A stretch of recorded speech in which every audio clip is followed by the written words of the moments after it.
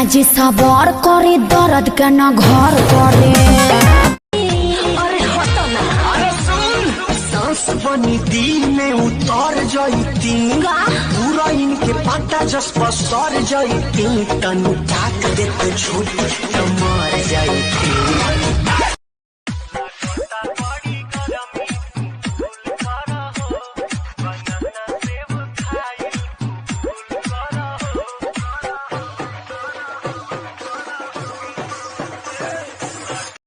से नाच देखे गईला बारात में भइल बड़ा हे हरे अपन में हर छोड़ी रात में ओनिए क देला भोर हरिया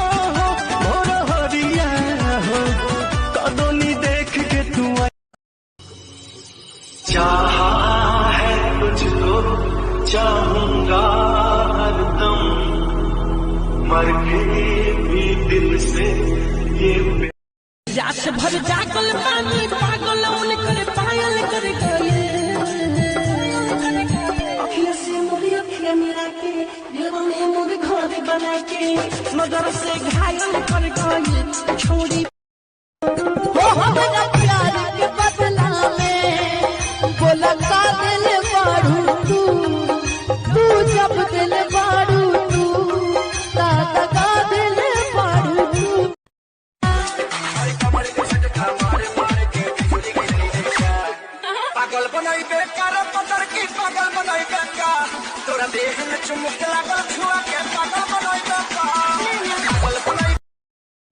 तोहरा गलती पगलती अब हम ना कहब तोहरा गलती पगलती अब हम ना कहब एक दिन हमारे खातिर अब जहिया महीना रह।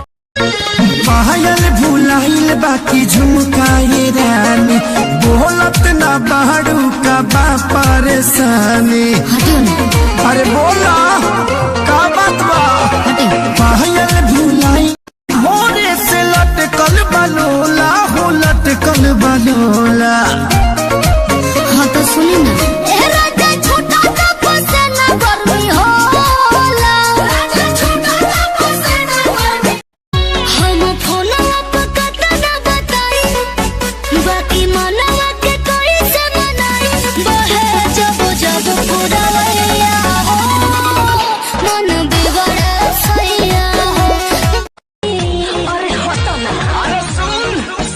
बनी दिल में उतर जाती पूरा इनके पता जस पसर जाती तनु ताक दे तो छूट तो मर जाती।